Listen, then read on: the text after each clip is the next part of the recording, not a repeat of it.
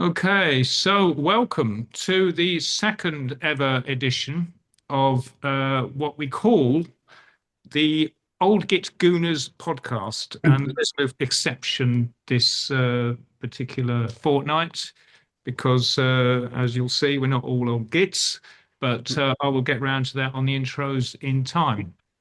So anyway, we started this 2 weeks ago. Gooner contributor and friend of mine, Ian Henry, said, "Why don't we do a podcast?" And so we gave it a go. We talked for an hour, enjoyed it. It went down fairly well from what I've heard. And so I thought, well, it's quite easy now. I've mastered the tech of actually getting this on YouTube, Spotify, and Apple podcasts, as well as my own Substack column. So I'm going to do this every fortnight, and I will have a bit of a Mikel Arteta rotation policy with my guests, a lot of whom will be drawn from my old days as host of the Gooner Fanzine podcast. Although I'm sure Ian will want to be involved every time he's free, so I suspect we'll get used to him. It was his idea to start it, so I'm not going to boot him out. However, he can't make it tonight. So what I decided to do was ask a couple of semi-regular guests, or David was very regular towards the latter years of the Gooner podcast, to come in, and also my own son, Frank, who is certainly got opinions which I think are worth everybody's hearing. So we'll see how that goes. Brief intros. Marc Ollington. He was the very beginning of the Gooner podcast. He was one of the stalwarts. But with time, he kind of fell out of love a little bit with Arsenal and became more involved with not another woman, but another football team called the Tonbridge Angels, where he was actually not quite a director. Maybe he was a director, but he was certainly behind the top of the tree there. And but things have changed, and he's sort of come back to Arsenal. So much as I'm sure he still has an interest in Tonbridge, he's going more regularly to watch the Gunners once again. David has never gone away. He's always been an Arsenal season ticket holder. And I haven't heard his views except for probably 2 or 3 times when we've met over the last 5 years at various events. But he's always expressed an interest in coming back on this kind of thing. So he's here again. And my son, I actually found something out this morning, which you won't remember, I'm sure, but your age group, okay, when you did your 3 months as a kid trialing for Arsenal, you would have been in the same year at school as Bukayo Saka. So same age group, all right?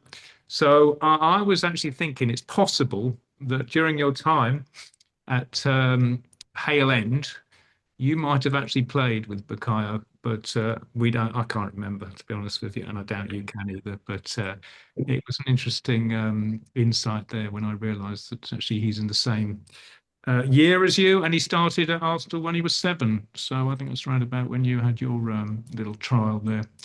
But go on, Frank. No, it's interesting.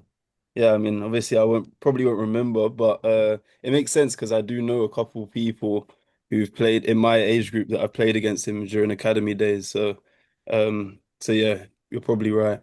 Yes, well, he didn't stand out then. That's all I can say. If only they'd have kept you and you'd have gone the same route as Bukayo, I wouldn't have to work, I believe. Of a See, very, very whereas Mark and me were of the age group whereby we read in the summer that Jorginho was being let go because he's a veteran at the age of 32. That's when I discovered whiskey. But anyhow, it's fine. David, there's always senior five-a-side for you, don't you worry. Or walking football, I've heard. It's very popular these days.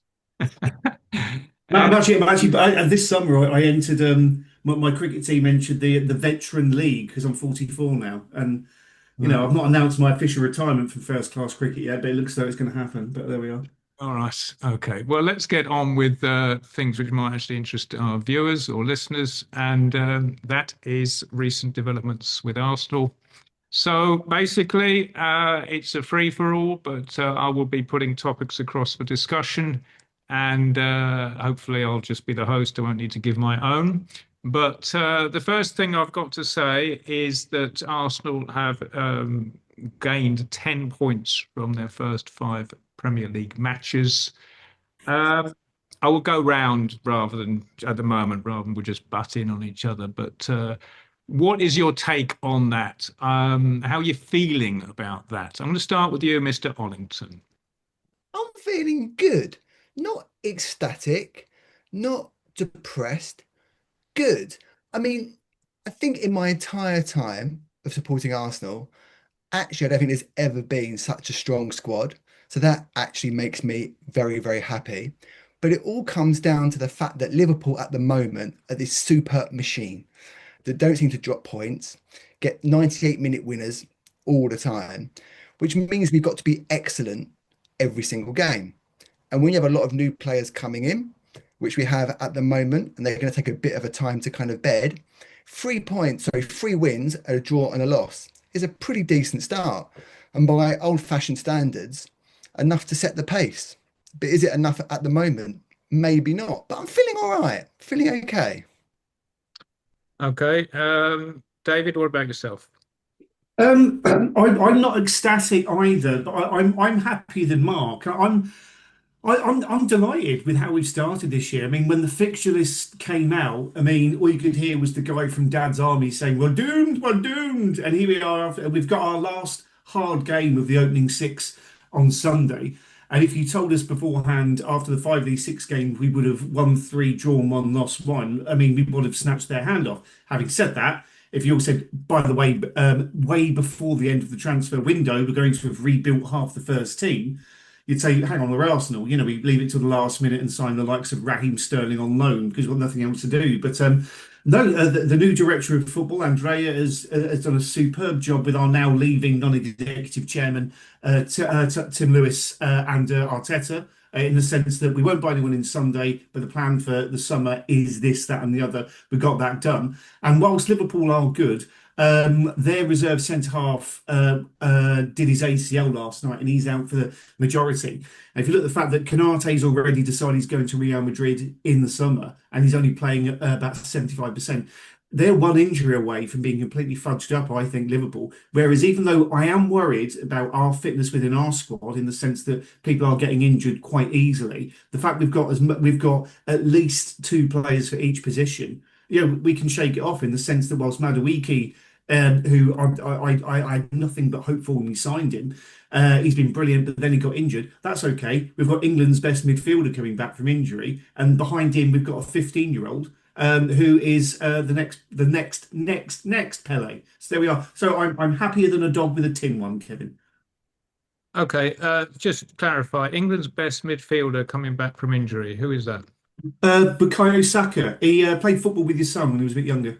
I thought he was an attacking player, not a midfielder. Regardless of formations, it's still a 4-4-2 game in my head, so it's like that. Well, join the 21st century, Mr. Oudot. Frank, are you as optimistic as David? Yeah, I mean, I tend to go into every season pretty optimistic, so it probably doesn't say a lot, but I think he took the words out of my mouth. I think if you look at the first five games, in terms of the points tally, you might have the City game and Liverpool game slightly different, but I think you'd expect us to beat United, I'd say, Leeds and Forest, especially those two being at home.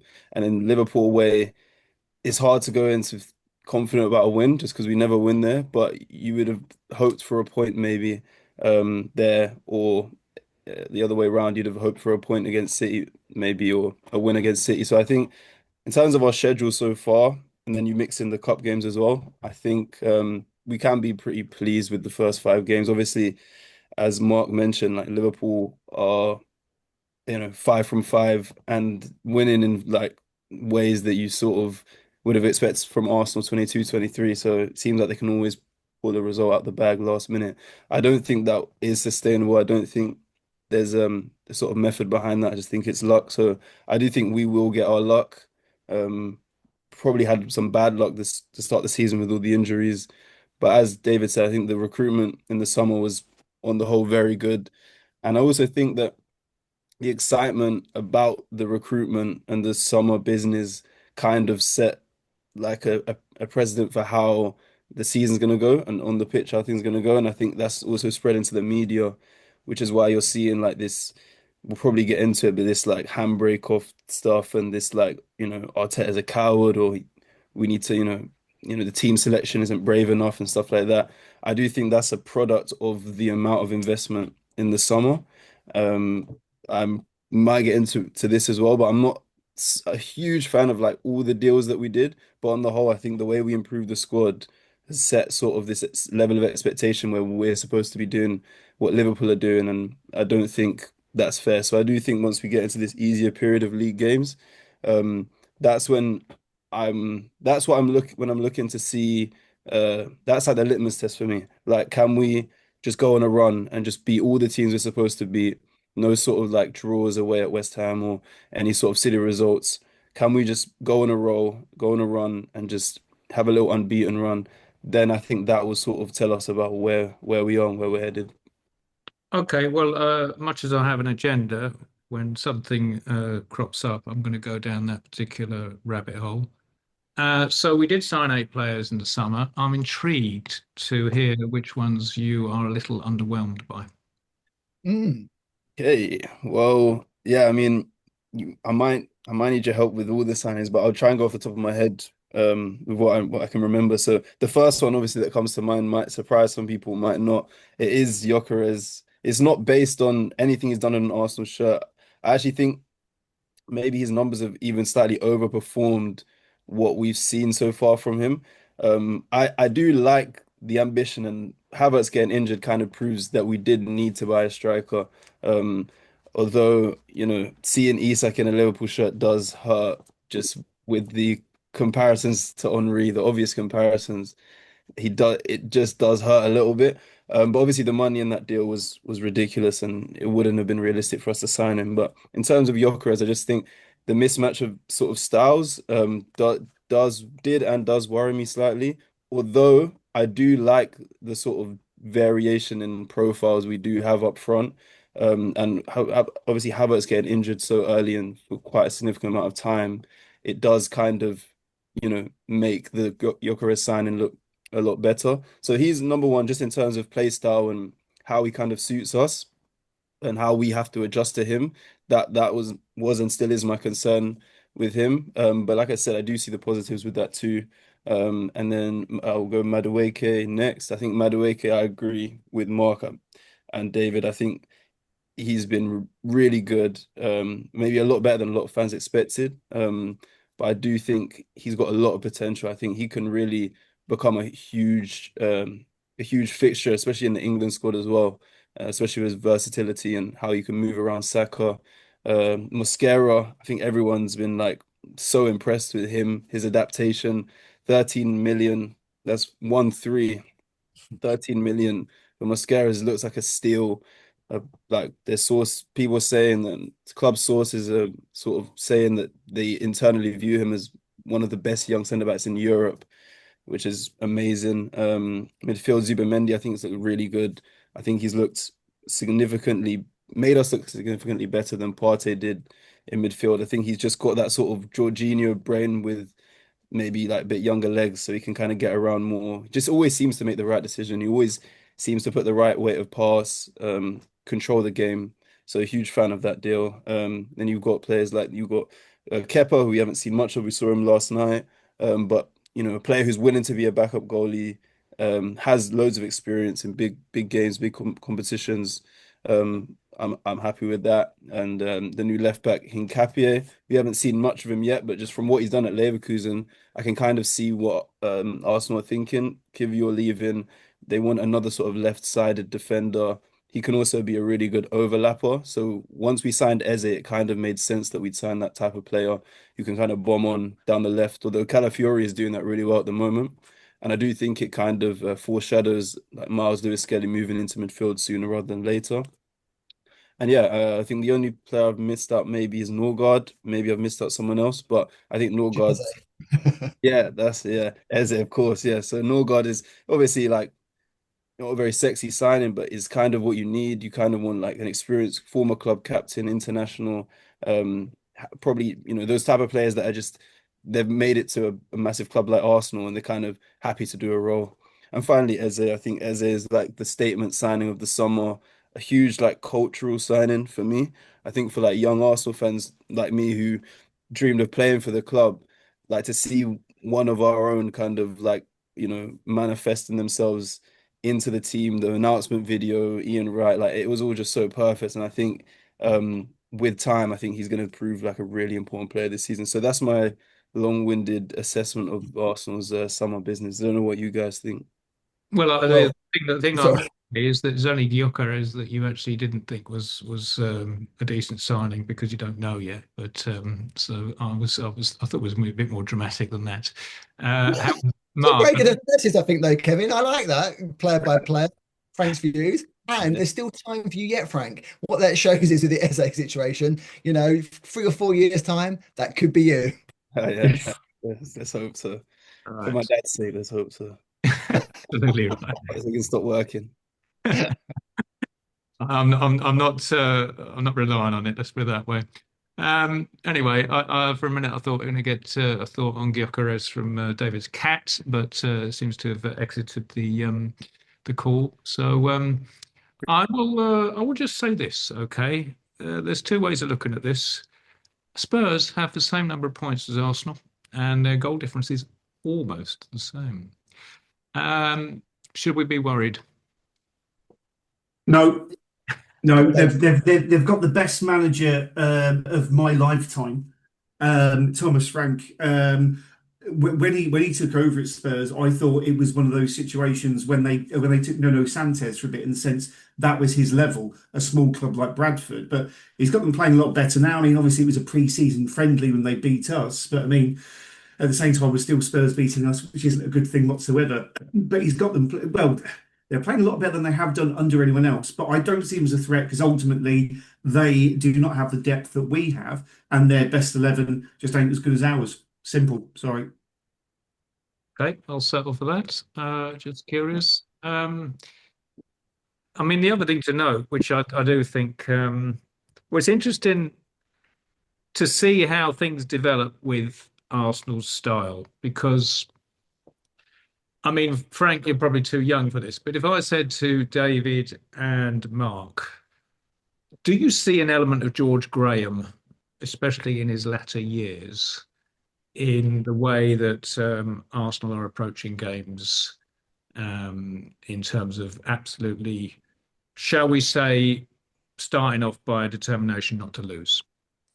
Well, if we end up signing a really dodgy Norwegian right back who no one's ever heard of, and out of nowhere Arteta, builds a nice extension on his house, then maybe. But I don't think so. I think it's more like Wenger's last few years than Graham's, in fairness, in terms of trying to pass the ball into the net type thing. And with the amount of pace we've got now, I mean, it's with this 8-second rule. I mean, Ryan now is playing a lot more long balls rather than like trying to dribble it out or pass it into it that way. Because with the quick players, balls over the top, and I'll give Gyokeres his due in the sense that he's built like a shelter, and he's okay going up for the headers. And the idea is that he does a Giroud to flick it on for Sanchez or Özil to take it on from there. So I think it's more like that than Graham's last days, but. We do need a degree of variation in the sense that, whilst it was fascinating seeing Manchester City getting their goal from the best centre forward in the world and then going a formation of 1-10-0 for the rest of the game after like 15 minutes. But I mean, there's only so much you can do with like passing it. And it turns out the one time the Man City defence pressed a little bit too forward, what happened? It was a ball over the top from Eze, and Martinelli, the criminally underrated Gabriel Martinelli, by the way, had to go on and do a perfect finish. So it reminds me of like when Liverpool, in the era of them going to the FA Cup final in their white suits, and they were the classiest team in the whole of the country. But if they're 1-0 down with 10 minutes to go, they put Mark right up front and just lobbed everything forward. So we do need a degree of variation. But in answer to your actual question, Kevin, I think we're more late days Wenger than late days Graham at the moment. See, David, I know what you're saying, and I kind of agree with you, but to play devil's advocate a bit, I think there's this myth that George Graham, without going too much into his career, was always a boring manager, right? I think early title winning teams, yes, built on defence, but there's a flair of Limpar and Rocastle and Merson. At times, great teams to watch. And we all know about that Benfica match where we got beat and Graham seemed to change his view and philosophy, and 1-0 to the Arsenal was unborn, as did negative football pretty much after that point. So I really do see George Graham in two eras. And you could argue that time when we got beat by City a couple of seasons ago did see a mental shift, not in Arteta with every single game, but how he treats big games. He's always been built on defence, actually. But we seem to go into every game against stronger opposition with a defensive mindset. I don't buy the whole handbrake off thing. I don't buy the fact that he's a boring, dull manager. But I do think we play with a fear factor when it comes to the larger teams. And you could argue that actually that's the right way to do it. We've picked up lots of points against the top six recently. We regularly used to get hammered by these teams. So arguably it's the right approach to take. But I think you can look to the fact that he's changed his mindset and philosophy in a similar type way as George Graham did, maybe just not as extreme. But I would like just once against one of the bigger teams for Arteta just to go, do you know what? We'll go at them. We're bang on Eze, we're bang on the attackers, and we will go and score 3 or 4. And it can happen, right? We beat City, what, 5-1 was it last season? And Mhm. so there's time, but that wasn't, I think that was more by luck than tactics or design. So I would like a bit less fear when it comes to those bigger teams because we've got a better squad now and better attacking players. Yeah. Yeah, I'll just add, obviously, George Graham era was before my time, but I do sort of have a vague understanding of what you're alluding to there. I've seen the comparisons made between Arteta and George Graham. I've seen him compared to sort of like halfway between Wenger and George Graham in terms of his sort of like classic, typical Arsenal style of play, but then also his sort of um, how much he values it, like a really good defense. So I would just say that I think the argument here kind of, to me, it hinges on team selection. I feel like no one would really argue that Arsenal intentionally don't take risks on the ball, or he's sort of that's an instruction to kind of play conservatively. I think it's a team selection thing, which is probably where a bit more lenient to agree with the sort of lack of risk-taking criticism. I would say though that I do think in terms of the approach, it's more of a control thing to me than like a fear of losing. I think Arteta's obsessed with control. I think he wants to dominate the opponent, have them in their box the whole game as much as possible, and basically give them next to no chance of even creating any scoring opportunity. So that's how my view on it is that it's a control thing. And I do think that he believes that that's a winning tactic. I don't think he thinks we want to control the game to prevent any sort of counterattacks or to prevent us from conceding. I think he thinks if we can control the ball and the pitch and where the game is played for most of the 90 minutes, that increases our chances of winning. So I do think that's if from an outside perspective, I do think that's his philosophy. And on top of that, though, I do think in general, I think managers, it's easier for a manager to coach a defense than to coach a striker to score. That's kind of like the strikers are kind of like the artists. They're kind of like, less instruction, just sort of be instinctive. They can kind of, the manager kind of coaches the team up until the box, and then in the box is where the players kind of do their thing. So I think that's kind of what a lot of what Arteta does as well, is he wants to coach them up until the box, and once they get into the box, give them the freedom to do what they want to do. The difficulty is that majority of teams now, since the last few years, they play a low block. So as soon as we kind of bypass their press, they get into a mid block and they get into a deep block, and then there's loads of bodies in the box, and the onus on the attackers to create something in those kind of conditions, it becomes really difficult. So I think in terms of team selection, though, I would sort of that's my criticism of Arteta. I think you kind of want us to be like Man City when they had Fernandinho and then they had Silva and De Bruyne. They kind of had two creators in those pockets and not like a Marino who I do think has a lot of attacking qualities that do go sort of unnoticed in terms of like crashing the box, sort of having that smell for where the ball's going to bounce. It's obviously his physical attributes, but at the same time, you kind of want someone who can get on the ball and drive at the defense of the opposition. And I think against Liverpool, you kind of wanted that. At the same time, though, like I said, I think Arteta's obsession with control does dictate a lot of his team selections. And I think when Odegaard's out, he's always going to go with Marino, especially against a tougher opposition, because he wants someone who can kind of lead the press, be in that front two with the striker, and basically be really disciplined in how they press. And I just don't think he trusts Eze or Waneri anywhere near as much as Marino now. I don't even see it really changing towards the end of the season. I think we'd probably have to get used to seeing more conservative lineups against the big teams, and just hope that the control can eventually lead to goal scoring opportunities.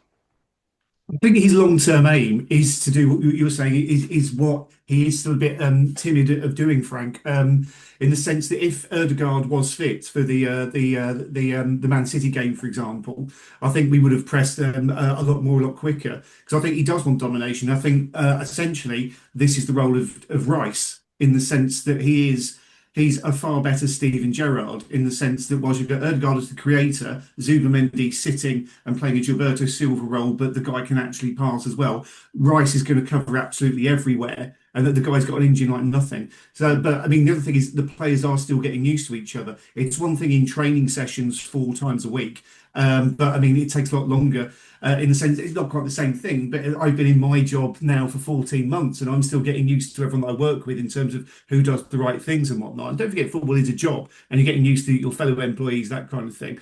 And it is only 25th of September, so we're 5 weeks into the season. There, I mean, whilst Arteta did make an effort to ensure that all the signings were made before pre-season training started, so that he could get where he wants it to go sooner. We are still only 5 weeks into the season, and touch wood, we do need to get something sorted out on the injury front, which is kind of worrying. But if as and when our first 14 are fit, then I think, and they play more regularly, which is why I haven't had that much rotation if it weren't for injuries so far. That's when I think we're going to step up a bit. And despite Liverpool being top at the moment and unbeaten after 5, after which they've played us and essentially nobody, with all due respect, like I said, they're one injury away from potentially crumbling. And I still don't think they know who their centre forward is going to be. So there we are. We're also 5 points clear at the top of the league after 5 games, so you can look at it that way as well, David. But I take your Oh, point. totally. That's the thing. I mean, I'm so glad it's still 25th of September rather than 25th of April, I will say this. I mean, certainly in terms of control, Arteta is basically a sort of Guardiola Mark II, and back in the days of his great Barcelona team, if the opposition didn't have the ball most of the time, Barcelona would just win by dint of the fact they had Messi and other very good players around him. We haven't got a Messi, but obviously we've got some talent there, and the other thing is the last 3 matches, we have not scored a goal from a set piece. We've scored 5 goals, but all of them have been from open play. So, I think this idea that we can't score is, I mean, okay, it was Port Vale, was 2 of them, but Bilbao and Man City are good teams. So, it's basically we are finding different ways to score. The other thing which I think is worth raising is that we have conceded 2 goals in 5 games. And if you do the maths, if that continues, we'll concede 15 or 16 goals in the entire Premier League season. Now, if we end up the season with 15 or 16 in the goals against column, we will win the league. I mean, there's no issue about that. So I really think that the very fact that Mosquera and Hincapié have been purchased says a lot about Arteta's focus on not conceding, and because that is one way to win matches, because then you only have to score 1. So I'm That's the thing that's most encouraging to me about the season so far, is how well the defence seem to have coped with whoever they faced. And Man City, Liverpool scoring one each is fair enough, really. You would almost expect that. Don't forget about those two goals. I mean, one was like a no goalkeeper could save it free kick, and the other one was you give the best centre forward one chance. Of course, he's going to score. Yeah, no, they're good players. They're good teams. You can't keep a clean sheet every game, but the fact that we're not giving away cheap goals is something which historically has been an issue. And if that's addressed, then if it was addressed in the days when it was an issue, we'd have probably won at least one title in the last 3 seasons. But there we are. Okay, so I mean, is Arteta actually mixing up his tactics, or are we always playing the same way? What is your view on that ultimately? Always the same way. It's like Oh, that. I thought, The words of one of the best R&B songs of all time. It's like that, and that's the way it is. Huh? Right. You know. building on what David said slightly, I must admit, watching the Port Vale game last night, I know there was 9 changes, but you're talking 9 changes of squad players. It's not like the old days of the League Cup where you'll get some random 16-year-old you never heard of. I mean, I know Max Dowman's 15 years old, but you know what I mean. There wasn't a plethora of these players. Oh, who's that? Who's that? We had 11 world-class players pretty much on the pitch last night. And I did expect maybe to have a little bit more panache, a bit more drive. And after the first goal goes in, after what was it, 8 minutes, you think, okay, 4-5 nil could be a bit of fun to be had here. It was the same as the previous match. It's Port Vale away. And there was periods of the game where I was never worried for the entire thing. And we're containing it well. And of course, it goes to 1-0, can go to a penalty shootout. Never thought that would actually happen. But even so, I thought, where's there something extra here? And I wasn't upset by the end. It's fine. 2-0 away win. You can't moan. And maybe I'm just being, I don't know. I want something that isn't that I'm worrying about nothing. But I don't know. It feels like that's little things missing. And it was more of the same. But I feel like I'm being too harsh. And I didn't want to be harsh tonight because I'm actually in a pretty good mood about it all. Yeah. Well, just to follow on from what you said, Mark, I think you said something interesting. You said that we played the same way against Port Vale as we did in our game before that, which was Man City at home. So I think it says a lot that kind of you could argue, you could say that we're forcing Man City to play the same way Port Vale eventually played against us. And but I do agree. I don't think there's a lot of variation to our game, but I look at it a different way. I don't look at that as a major criticism of Arteta. I think that's kind of how every team, majority of the teams set up against us in a very similar way. So I do think there's only so many ways you can attack a high press that's inevitably going to go into a low block when you do play past it. I do think without Kai Havertz in the team, that other sort of style of play that we had where we could go direct, feed off Kai with the drop downs and the knock-ons and stuff like that. That element of our game's kind of gone away a little bit because Gyokeres struggles with that type of long ball. He's amazing when you play it into space and behind, but when you play him that sort of floated, lofted ball where you've got a centre back on your back like a Kanate, I think bullied Gyokeres for large periods of that game. He does struggle with that, so we are kind of limited now. And you're already limited in how many ways you can play against these kind of setups. But now with the Havertz out, it becomes even more limited. So yeah, I do think we are pretty limited in our sort of play styles. Although if you listen to managers all around the league, like Arne Slot was saying it before the Liverpool game, that like Arsenal can play everywhere there is to play. Like there's no sort of style that they can't do, or they can move positions and they can change formations and stuff like that. So I do think we're capable of it. I just don't think we're able to kind of show it. You have like maybe less of the invited fullback this season, or that sort of Zinchenko role. Calafiori, sometimes he's bombing on, sometimes he's tucking in. So I just think it's difficult for Arteta to kind of invent new ways to play against the same system is very difficult. And I think obviously with Havertz out, then it kind of limits it even more. It does. And just to pick up a point you raised there, Frank, about often teams play the same way. Sorry, David, very, very brief point. But back in the Wenger days, he had one style of playing, really. It was just the fact we accepted it more because it was go out and express yourself and have some fun. But that was pretty much his style of play. There wasn't much variation in it. And it really worked when we had a bunch of fantastic players and Yeah. didn't work so well when the players weren't as good. But we didn't really criticize him for it. It was like, oh, great, they go and play amazing football. Sorry, David.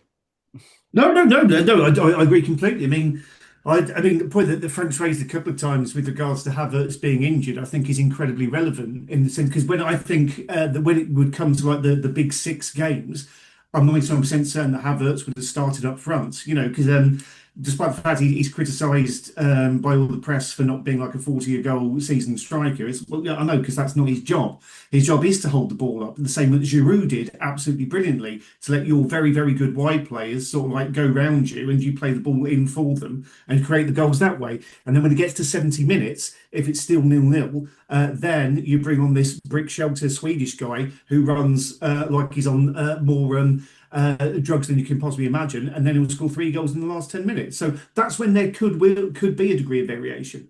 But again, we're only 5 weeks into it, and everyone's still getting used to each other. So, for all we know, it could be March, and we're like the Harlem Globetrotters, and making every game up as we go along, and win everything 4-0. Let's Yeah. see. I think, I w- yeah, go Frank, go on. Go on, Frank. Go ahead, Mark. Go ahead. No, I was just going to say, I think it's a hangover from last season, though. And I think there's still a lot of residual annoyance, the fact that we went 1-0 up in so many games last season, didn't play very expressive football, drew a plethora of matches, and that's what kind of really screwed us over. And I think there's a hangover from that. So yes, we are only 5 games in, but it's hard to get that last season, even though we still come second, out of everyone's heads. Yeah, you're right, and I would even extend the hangover to the year prior, or even the year prior to that. I think like there's this sort of romantic nostalgia about the 22-23 season where we played this free flowing amazing football when Jesus was looking like, R9, Ronaldo, Martinelli had his best season, Odegaard had his best goal scoring season. But people forget that we kind of came out of nowhere that season. And I just don't think teams, even, Zinchenko popping up midfield, there was so many new wrinkles to our game that I think we took a lot of teams by surprise. And then that's why, as the seasons have gone on since then, Arsenal kind of got more boring and boring, inverted commas. But I think teams have kind of set up against us to play a more boring game. And I think that nostalgia has kind of led on from then season after season. And I think last season, like you said, Mark, with all the draws, I think that now there's like this sort of like it's almost like when we go 1-0 up, there's like this it's almost like the urge from the fans for the players to go and attack is more when we're 1-0 up than when it's 0-0 because it's like we've seen us sort of drop points from this position so many times, especially late on as well. When it's 1-0 late, you can, especially in the stadium, you can feel the sort of nerves. Whereas when you think about it, our defense is so good that we should be more confident if it's 1-0 to the Arsenal. But yeah, um I think the variation issue, like you said, I don't think it's about the lack of variety. I think it's about the sort of style that we are playing right now. Because, like you said, when it was Wenger, everyone loved. No one was really saying, "Oh, we maybe my dad's maybe a bit critical of the sort of lack of defensive edge we had and the inability to just shut up shop sometimes." But on the whole, I think the criticism with Arteta isn't the fact that we don't have many variations because I think we do. It's just the fact that the variation that we play most often isn't it's not the conditions aren't there for it to be as exciting as it probably should be or it once was.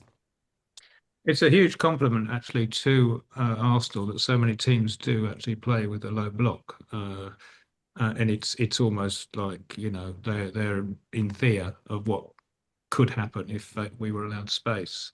So, I mean, it's a backhanded compliment, but it's one we've actually got to negotiate just to win games. Well, it says a lot that after the Man City game, most of the press was critical of Guardiola having like gone so defensive, not the fact that maybe Arsenal are a really good team And the likes of Manchester City are fearing them, but we don't get praise, do we? There we are. I do think the early goal partly shaped that game, Mm.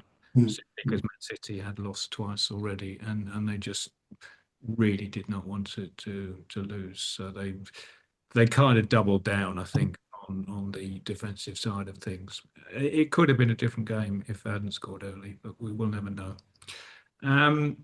Let's talk about the news that's come out today, which hasn't been confirmed, but reputedly, Saliba is on the verge of signing a contract that keeps him at the club for another 4 or 5 years. And Gabriel did commit himself earlier in the year to a long deal too. Now, is this the players believing that they're going to win trophies at Arsenal and presumably under Arteta? Or is it just a huge payday that's too good to turn down? What's your view of how the players are feeling about Arsenal at the moment? I'll go first.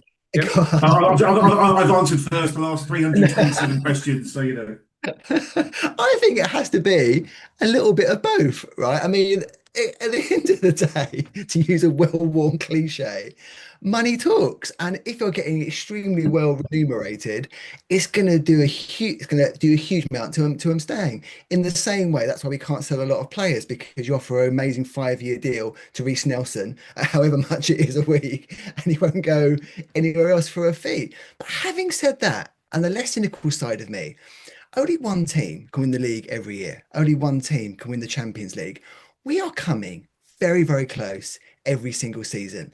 There seems to be a real sense of togetherness. Now, I watch a lot of these social media videos on YouTube. I watch Guess the Gooner with Frimmy and this little carpool karaoke thing where a player goes around and has a little chat. Yes, it's sanitized. Yes, it's done for a worldwide audience.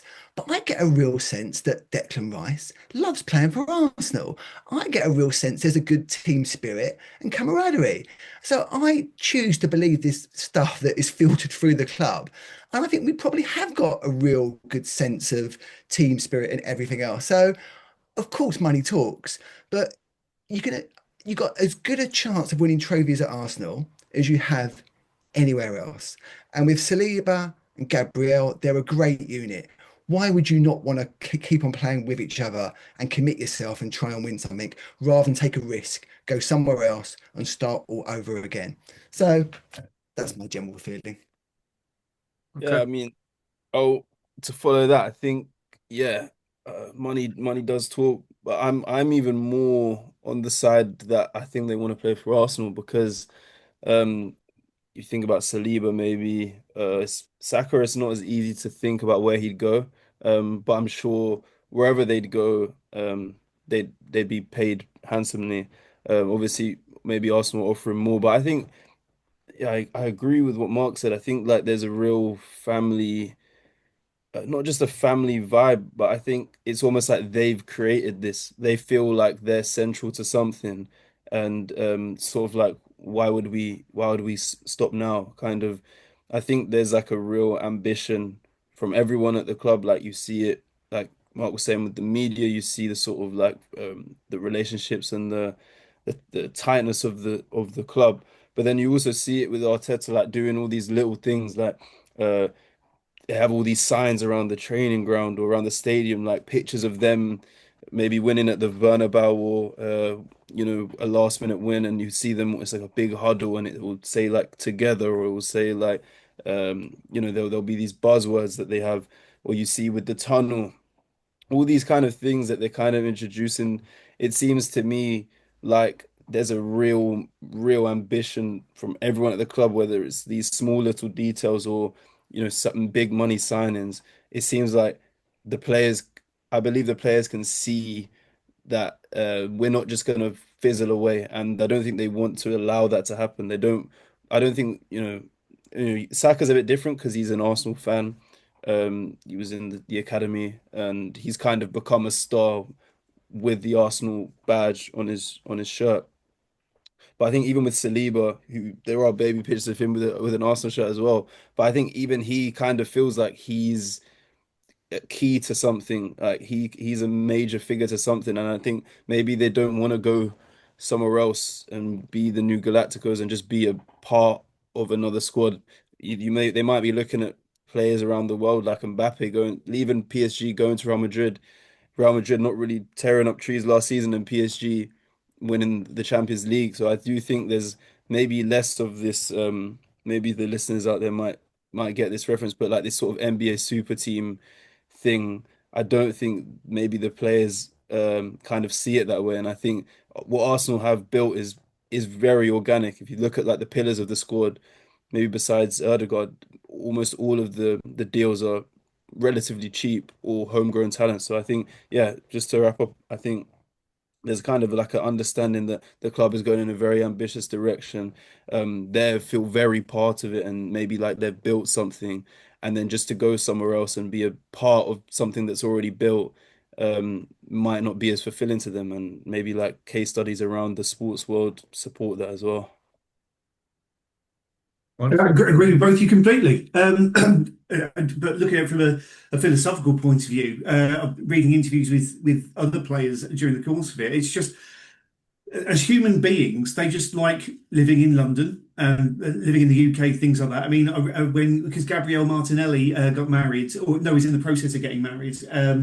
And even though it was like, oh, is he going? Or isn't he going? It's like, from a human being point of view, he said, I quite like living here. Me and my wife want to carry on living in London, rather than going to another country in another city, another country that could be made up overnight. I mean, they're human beings, they like it. And Saliba is thinking, I live in like this brilliant city. I'm playing for this team that's, there or thereabouts. If it ain't broke, don't fix it. And I mean, whereas if you go to like one of the big teams in Spain, I mean, Marcus Rashford didn't score a hat trick in his first game for Barcelona. He was written off straight away. Trent Alexander-Arnold's been picked and dropped every other game for Real Madrid so far. I mean, there's far more pressure there than there is playing for Arsenal, where you are just loved. I mean, I don't know if you've noticed at home games, but now when we go 1-0 down, I love my dad to pieces, but he stopped going. He gave me a season ticket during lockdown, and even if we were 1-0 up, he'd moan that the goal was bad or things like that. But whenever we go a goal down now, everyone is like cheering the team straight away. Come on, let's do it, let's do it. Which it's just a really nice place, and Yeah. is it the best place in the world? Probably. On that, right? And I think the reason why it's authentic, I've got a Gooner magazine, Champions Europe Women's Special, right, where the women's team won the Champions League brilliantly last season, and the club treat the women's team exactly the same as the men's team, and indirectly, I think that has a real effect in the sense of we're building a community, a club. I don't actually, I believe it's true in the sense of, and it's authentic. It doesn't feel forced. So you can argue about, owners being billionaires and intentions and everything else. But we also, as a club, get a lot of things right. And there's a really good atmosphere and really good vibe at Arsenal at the moment. And that filters to things like the women's team, for example. So that's not going to make Saliba and Gabrielle stay at the club, don't get me wrong. But I think it's a nice place to be, a nice place to work. And you get a sense of even having Win the dog appear in the team photos. That's a good thing. Every team needs a dog. And so I just think Arsenal has a positive atmosphere still at the moment. And it didn't always do that. We always remember the last days of Wenger. It feels very different now than how it felt then.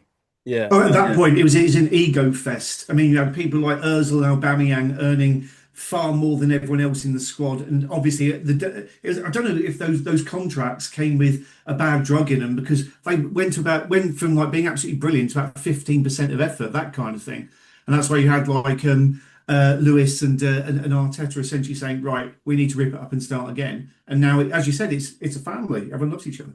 Yeah. I go with my daughter now. Sorry, Frank, go on. No, I was just gonna add on. I think the family vibe is definitely a factor, and I also think as a fan, I don't know about you guys, but I definitely feel this way. Since we've basically been good again and challenging at the top of the Premier League, I just feel like it's cool to be an Arsenal and just be related to Arsenal in any way again. I've like, but before, the Emery, the end of the Wenger years, the Emery years, the early Arteta years, it wasn't cool. It wasn't it wasn't fashionable to be an Arsenal fan, which it has been for so long.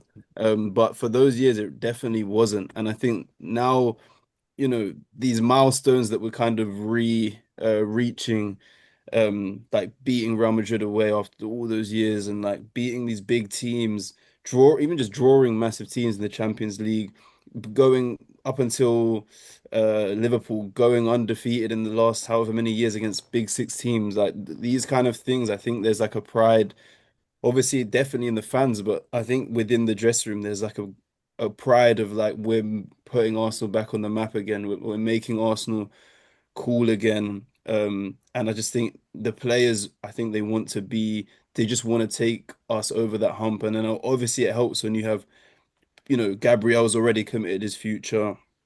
You've even got like Lewis Skelly, Waneri turning down, like big deals. You've got like all these, even just Rice joining. Like you've just got all these massive things that, as a player, you must look around and think, why would I want to leave now? Like we're getting all these big names. We're doing things that we haven't done, that the club hasn't done for years. And I think Arteta is always reminding the team and the media about, we haven't done this in this many years, and we haven't done. And I think there's just like this buzzing, growing confidence and ambition that we're gonna make Arsenal cool again. We're gonna bring Arsenal back to where they belong, and I think that's sort of a massive motivating factor.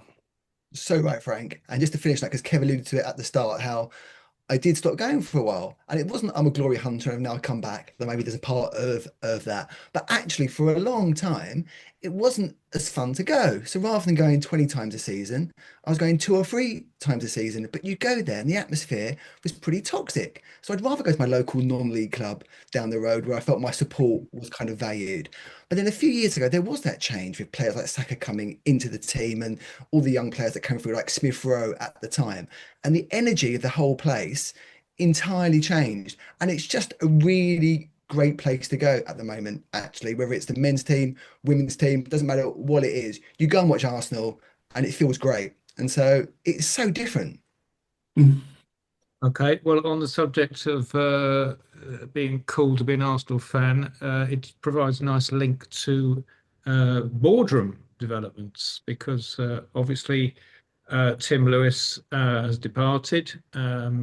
Reports say that he was offered his old position, if you like, as a non-executive director, but not be, I suppose, the vice chairman in some way, whatever that was supposed to mean. But he decided he didn't want that, so he's departed, and we've gained three sort of people. Well, two of them are employees of KSC, and another one is an advisor to KSC, and also Ben Winston, who is basically a well-connected.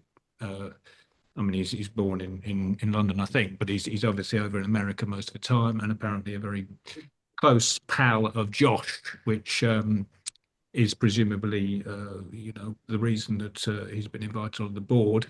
What he will offer, it will certainly come from a fan perspective because of his own history as a guy who basically watched Arsenal since he was a kid and did a lot of away trips for sure. But also, presumably, there's some kind of,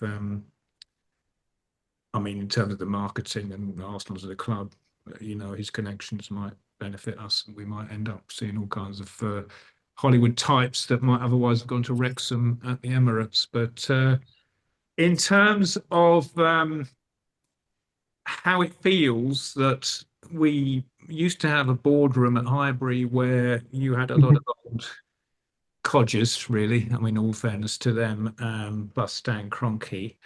And I'm talking about the likes of Ken Fryer and Chips Keswick, and I mean, Lord Harris is still on the board, but quite what happens in a board meeting now is I mean, there were 4 board members: Tim Lewis, the 2 Cronkies, and Lord Harris. I think now more is, even then more was being done by the executive team. But it seems to me there's going to be a shift upwards, and I don't know what this means for the club. My fear is that it is going to become more Americanized in this sense that gradually it's possible they might try and introduce things like dynamic pricing, other American things whereby American sports basically cost more money to attend because that's the way the market works. Am I being unduly worried? What are your own thoughts on developments, if you even have any? I'll get my bit out of the way first because I've done a lot of reading about this because when the Cronkies took over, I'm a big follower of American sports and that made my NFL team being the Los Angeles Rams. And two of the Cronky lackeys that have made it onto the board were responsible of the new LA Rams Stadium, which has hosted at least one of the Super Bowls since the Cronkies came in here. Basically, we may have to play at Wembley for a season or two because we're going to be in an 85,000 stadium by 2032, I would have thought. And I think that's why they've been bought in. I think that's the primary reason. Ben Winston thing, unfortunately, his closest friend is James Corden, and they founded Fullwell 73 Productions together. And whilst he is what AISA and AST have been like pumping for about 20 years now, a fan on the board, even though, okay, he happens to come from a multi-millionaire family, but he is one of us, I suppose. It's the best we're going to get, I suppose. So it is to maintain a stronger link with the fan family, I suppose. But it's not a proper fan. You know, it's not the Tim Payton or the Kevin Whitcher we wanted. You know, but it's the best we're going to get. But hopefully that will stop it being like a proper American thing and our the match day tickets become 250 quid to sit in the back of the upper tier. I do agree with you, David. On the Ben Winston thing, I how you judge it by stuff I've heard in the past. Listen to a plethora of Arsenal podcasts, always have. Obviously, the Gooner podcast was always the best. But on footballistically Arsenal for a number of years, he was a guest and he was excellent. And he'd be there really, really, really sticking up for Wenger back in the Wenger days, real Wenger advocate, but spoke with so much knowledge about football, obviously a genuine fan. And of course, his dad was Robert Winston, the scientist, and of course, he comes from a lot of money. But actually, when I read he was there, I thought, well, do you know what? This chap was okay. I heard his opinions on air for 4 or 5 years. He knows what he was talking about. And of course, you do a bit more reading. And then you read that, when he was young, how he watched the David Rocastle video, The Rocky Road to Success, until he wore out the VHS. I did that. Me and my brother watched that video over 100 times. And Yeah. you don't really make stuff like that up. So I do take your point, but I think it's a genuine fan on the board or advisor to the board, but one that's well connected. And actually, the point about understanding how the media works, often Arsenal have got it wrong in the past, and knowing actually how to use the media in the best possible way.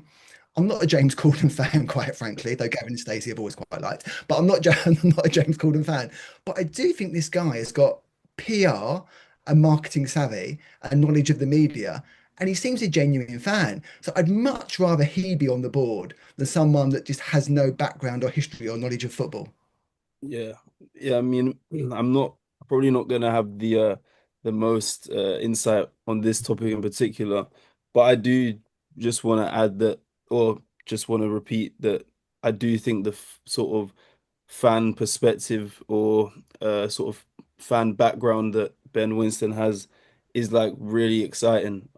I'm not as familiar as David with his sort of friendships or business ventures, but I do think that on a surface level, it is very nice to see. Like it's very cool just to see a guy who's clearly a massive Arsenal fan. He put up a post on social media and put up a really long message saying how grateful he was and how big of an opportunity it is for him. And then you could see all the photos of him as a kid in the Arsenal kit and stuff. So I do I'm just happy that there's someone on the executive level that you don't have any doubts that the success of the club is his main priority. And I think with a lot of clubs that you do get some sort of bad apples who are kind of in it for their own gain. And obviously everyone is to an extent, but I think knowing that he's got Arsenal in his heart is huge. And then yeah, in terms of like commercial opportunities, I'm sure that's like a big reason why he's been hired and his connections are abundant and that kind of thing. You can already see the sort of direction that the club are going in this season. Like they've got the Asahi deal, they've got the Coca-Cola deal, which is quite a cool deal because I think both Arsenal and Coca-Cola started in the same year.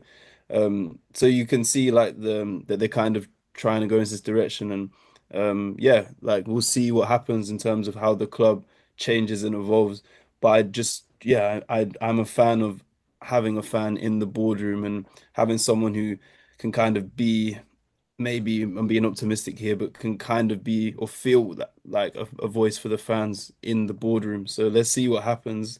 But it's kind of giving me like oh, I can't remember his name, but Daniel Ek, Spotify, when there were rumors of him taking over Arsenal, it's kind of giving me that kind of vibe, and we all know how much the fans wanted that to happen. So yeah, let's see what happens. But I'm quite optimistic about it. Though I am now worried about Kevin's point about things like dynamic pricing. I hadn't even thought about that. So that's just now put fear in. Thank you. Well, I mean, it's all about the Benjamins.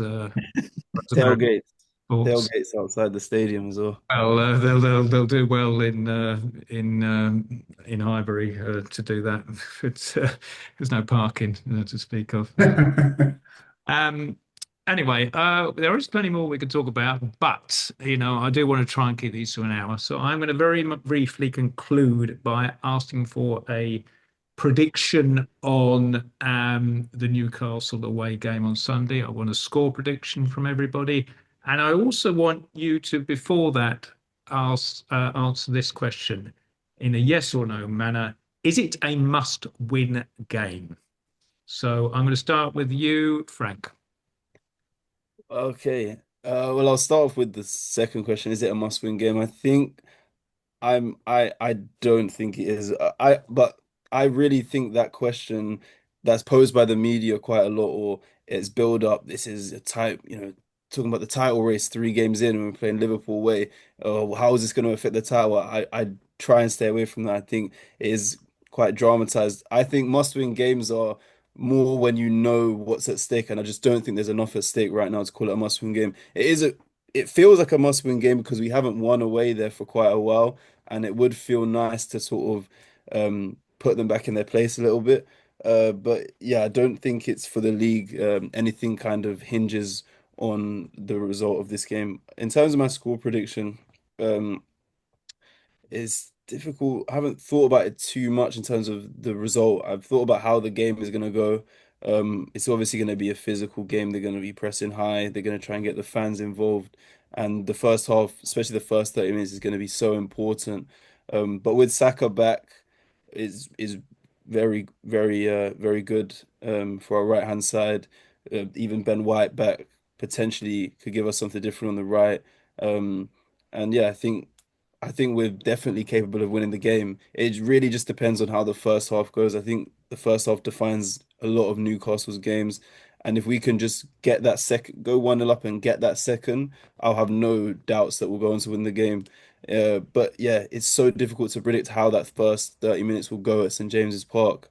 So it's not let's just say it's not a prediction that I'm 100% confident in. If I was a betting man, I wouldn't bet on this game. But if I was to do a prediction for now, I would say I'm leaning between a 2-2, like a really exciting game, like a little bit like that Liverpool game. Um, or I would say like a 3-1 Arsenal, where it's like, it's quite competitive throughout, and then maybe with our newfound strength in depth, we can bring on a couple of attackers, maybe score a set piece, and win the game. So yeah, maybe a bit of a cop out, but let's just say the pessimist in me says 2-2, the optimist in me says 3-1. Okay, I'm going to go to David now.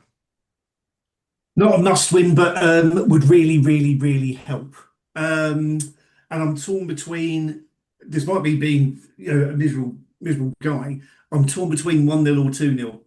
So if we get an early goal, we'll get a second goal in the last 10 minutes with a breakaway.